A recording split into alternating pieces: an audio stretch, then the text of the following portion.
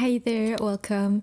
Today I want to talk about things that I think have kind of a negative impact on the book community and that I would be happy to see go away. Number one, when someone writes a book review or when someone talks about a book and reviews it online, there are always these people disagreeing with your opinion, saying that you didn't read the book well. They say that you didn't understand the book and that you should read it again. Can we please stop this?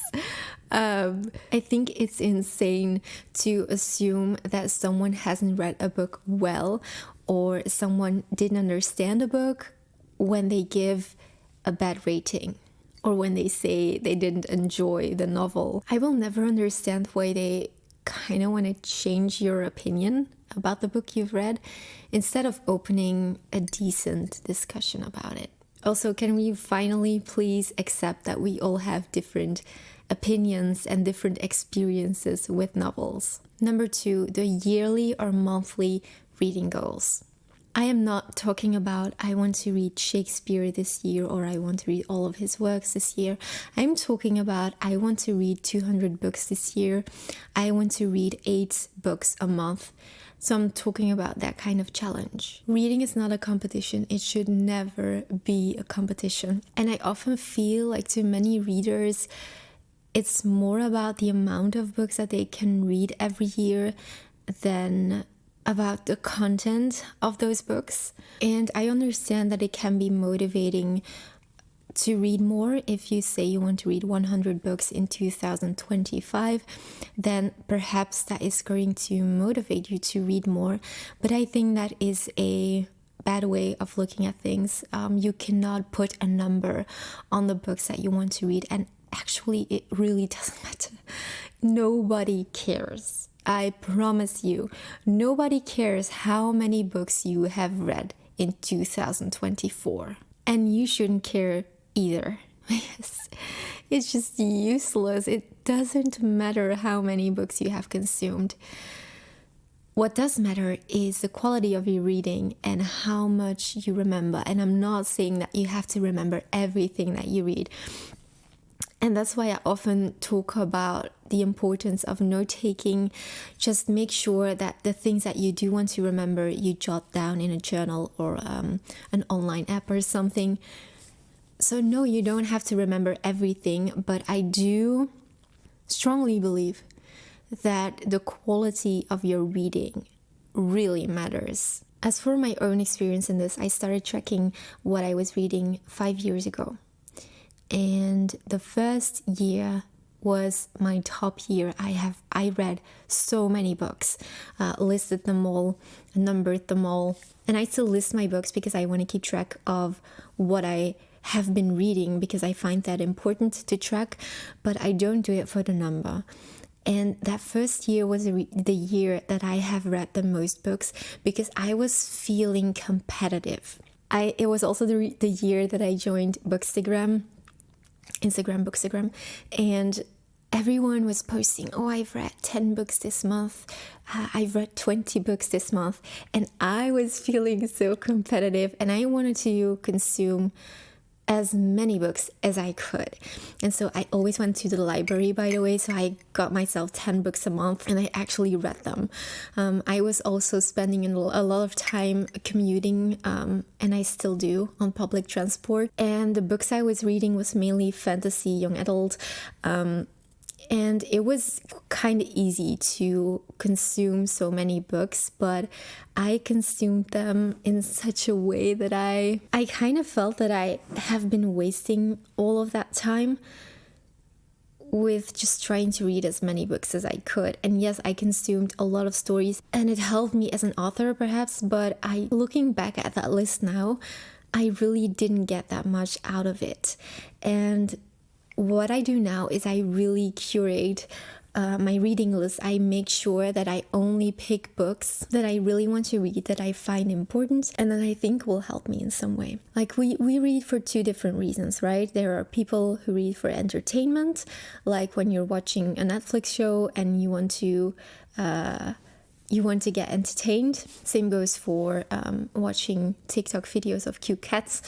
It's purely for entertainment. And then you have the readers who read because they are looking for a certain thing, like information, a science book, or philosophy, or trying to improve yourself as an author, analyzing story structure, analyzing writing style, getting to know yourself, reflecting on life, and so on. Both are, of course, fine, but I think it's a good idea to, whenever you sit down with a book, to decide why you are reading the book. Are you reading it for entertainment? Fine. Are you reading it to get a certain thing out of it? Fine. Now, to get to my point, back in 2019, I was reading for entertainment. Okay, I was reading as fast as I could. I wasn't noting anything down. I'm not saying that you should, by the way. I'm just saying that was the reader that I was. So I was just consuming one book after another. And looking back at that now, I kind of feel like I wasted I think 2 years like speed reading and not getting that much out of the books that I was reading. And this resulted partly from social media, because I was seeing these people put their monthly goals, their yearly goals, and they were just insane. Of course, most readers are merely reading for entertainment. And if you want to consume that many books, that's absolutely fine. But I feel because of what I am seeing online and all of those insane monthly and yearly goals, I just wanted to say that it really doesn't matter how many books you read. And I went through the phase myself. I saw the results and it isn't satisfying. So whenever you feel like you're not reading enough or you're not doing enough, please do not feel bad. It is so much more rewarding to pick yourself 20 books, read them really, really well, and make sure that you get the most out of them instead of speed reading 100 books. And I'm not saying at all that people who read so many books every year are not reading well or not reading deeply, do not remember what they read. Not at all. The only thing that I want to mention here is stop caring about the numbers. Now, if you want to read more, what should you do? Okay, because a reading goal can be motivating. What I would advise you to do instead is to set a timer. So do not measure your reading time in the amount of books, but in time. So if you would be able to read 30 minutes a day before you go to bed, for example, that would be so much better than saying I want to read 10 books every month, because some books are going to be big, some books are going to be short. So setting a time is way better. And it also prevents you from speed reading, from skimming, because during those 30 minutes, you're going to really focus on your book. There is no pressure to read a certain amount of pages. It's just a timer. And when the timer goes off, you go to bed. It's that simple. Anyway, it's just a suggestion and an example. Number 3. This is something that I am just saying for the people who are collectors and who want to keep their books in pristine conditions because they were expensive, or because they were special editions, or because you enjoy taking care of your books. Now, most people will not care about this, but I make sure for certain editions that I do not put my bookmark where the spine is. So I don't press my bookmark in between the pages, but I just put it loosely on the paper and then I close my book, because your book is printed for a certain amount of pages. And especially when you have a thick bookmark, it is going to stretch the spine. So yeah, I made it a habit to not stretch the binding. Secondly, and I wish this was something that everyone would do also in bookstores, is to grab your books from the back and not pull on the spine, because then you get those damaged spines that you see so often in second-hand books like this one. The next thing is over romanticizing your reading moment. And this is also a result of our online book community. Reading often is portrayed as something so romantic, like we have blankets, we have candles, we have music, we have a cozy environment, and we're in our reading chair, we have snacks and drinks and so on. But most of my reading moments don't look like that. I am often on public transport, pressed against the wall, pressed against people, standing there with my book like a lunatic, and while everyone is staring at their phones, you are pressed into a corner in a weird position reading. That is what it looks like for me very often. Or it's a moment where I am sitting against someone in the train, while this person is watching TikTok videos without earphones. That's why I always carry my earplugs with me or a noise-canceling headphone, because people are noisy. And of course, I like to create those romantic reading moments, but you do not need all of those things to get some reading done. Sometimes reading is messy, and sometimes you can only make time for a 10-minute reading session. But I encourage you to take those sessions with both hands, because those small amounts of reading time really add up. And when you always wait for the perfect moment, when you have a gap of 2 hours time to light those candles and to put on a little music and to sit down in your couch, just do not wait for those moments and grab every opportunity to get some reading done, even if it's just for 10 minutes. Okay, the next point is the algorithm and how the internet now chooses everything that you read. I think a lot of readers have lost the ability to decide for themselves.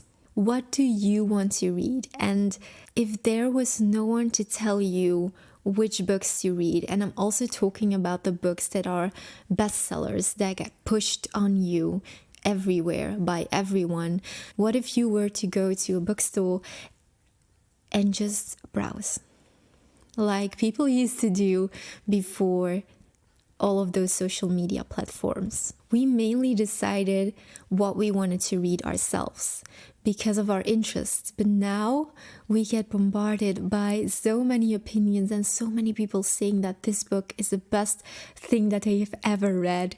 And I want to encourage you to think for yourself, to decide for yourself, and to not just blindly pick all the books that other people have picked for you. Just make it an active experience. And if you don't know where to start, perhaps you can start with reading all the works of your favorite author, and maybe you can find the favorite works of your favorite authors, and why not get started on those? By the way, and I say this in way too many videos, but if you hear funny noises, it's my cat over there who is washing. So yeah, that's Toulouse. My next point: if you do not like a book, please stop reading it. If you're not reading it for someone else, like when you have to do a review, or when you really promise that friend to finish the book for them, if it's for you that you are reading the book, please stop reading it, because we do not have all the time of the world, and your time is so precious. I had to learn this myself because I had such a difficult time, and I still do, giving up on books. There was always this voice in my head saying, it's gonna get better. I'm just not far enough into the novel, it's gonna get better. It almost never does. It almost never does. How many times have you been halfway a book, not enjoying it, but still pushing through just to have it finished, and then afterwards saying, oh my gosh, that was mind-blowingly good? How many times has that happened? Because for me, I actually never experienced such a thing.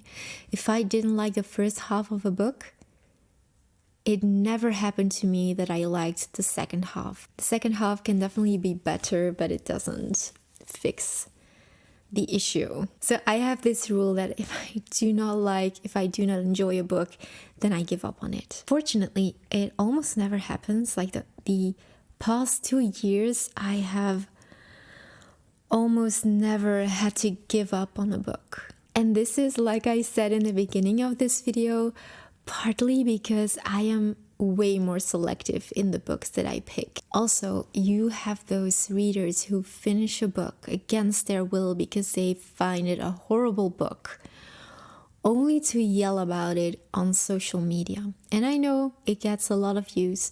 Negativity gets a lot of views. That is why so many people make those videos. But you will never get that time back. So even if it's for the views, I just don't understand why you would waste so much time on reading a book and talking about a book that you didn't like. Just breathe and let it go. Next, reading book reviews before you have finished the book. Stop it. Don't do that. Why? What are you even doing? You have to give yourself the opportunity, and don't take this away from yourself. You need to give yourself the opportunity to make up your own mind, to reflect, to decide for yourself what your opinions are about a certain book. And then you can look up the reviews. Finish the book first, reflect on your thoughts, and then maybe you can look up a review. But it's difficult not to get influenced by the opinion of someone else, and I think it's really important to give yourself this opportunity to think for yourself.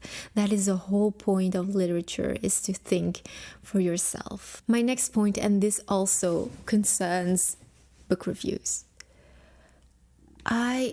There is nothing, almost nothing, that makes me more angry than when I see someone in the comment section. So the reviewer says, I hated this book, blah, blah, blah, blah, a whole text. And a follower, like, for example, I give a negative review of a book here on the channel. And a commenter, one of you says, I am so happy that you told me about this book and that it's so bad, because now I'm just gonna take it off of my list. What? Please don't ever say that to me. I don't often do negative reviews, but what? Why? Even if you have the same taste as me, even if you agree on everything that I say, the fact that you would take a book off your list because someone else didn't like it is just, it blows my mind. Why would you do that? Because the book was on your list in the first place, which means that you were interested in reading it. And it doesn't matter what anyone else says, because it is such a subjective thing. And perhaps I'm wrong in this, but I just get really angry when I see someone comment, oh, thank goodness that you posted this review. Now I can take the book off of my list.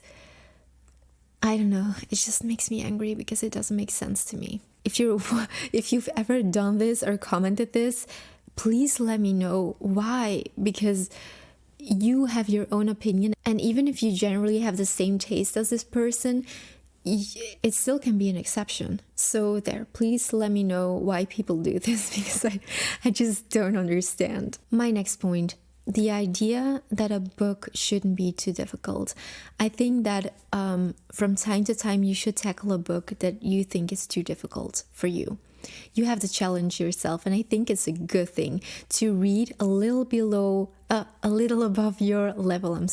I can tell you how many times that I postponed reading a book because I thought it was going to be too difficult for me. For example, the Iliad. I thought I wasn't going to understand the word. I thought it was going to be way too difficult. Classic literary criticism, same. I thought it was going to be too difficult. Plato, thought it was going to be too difficult. And then you're actually reading the book and thinking, why was I so intimidated by this? It's such a good thing to challenge yourself from time to time, because it's going to help you improve your reading skills. My next point, saying that you didn't like a book but not specifically saying what was wrong with it. I think we should be able to say what we didn't or did like about a book, even if it's just for yourself. Try and really dig and see what it is that you didn't like about a certain novel. So instead of just saying the writing was bad, you can say what was bad about the writing, what didn't resonate with you, and why you thought that the writing was bad. Okay, so the next point always gives me a little anxiety because it's the book hauls. I see so many influencers, like book influencers, post so many hauls. They're like, they're having 50 books a month or something. And I'm always like, when are they going to read all of these books? How can they, just how? I know that they get most of these books for free because people send you so much free stuff when you are famous, but it's a lot. And I don't really have that many unread books because they're kind of, the reason is they're all screaming at me, waiting to be read, and it kind of gives me a little bit stress. I know it's probably weird, but I don't like to have too many unread books because it's a kind of pressure. And then I see all of these haul videos and they're doing monthly hauls. If I would do a haul of December last month, I would only be able to show you 4 books and 2 of those were gifts. So yeah, what's with the book hauls? Next, the high prices of secondhand limited editions are absolutely insane. The other day I was disgusted because I have this app called Vinted, and it is a secondhand app, and I use it to find books secondhand. And I often see these young adult fantasy editions from Fairy Loot, Illumicrate, and so on. They have these beautiful sprayed edges. They're actually collectibles, and they are selling those. The people that get those boxes sell the books, and they sell the books for extremely high prices, like 200, 300 euros. And I'm like, the book isn't even signed most of the time, and it's by an unknown author. And I will never understand why such a book must be sold for such a high price. Like, have we lost it all? Who is actually paying for these? And I understand when it's your favorite author and you have a signed copy that you want to pay some money for it, but it's just too much. It isn't even numbered to 200 copies or something. These sell for extremely high prices, and I could never. I just think that it's unreal asking these insane prices for a book with sprayed edges. All right, that was everything. Feel free to discuss them in the comment section, and I hope to see you next week.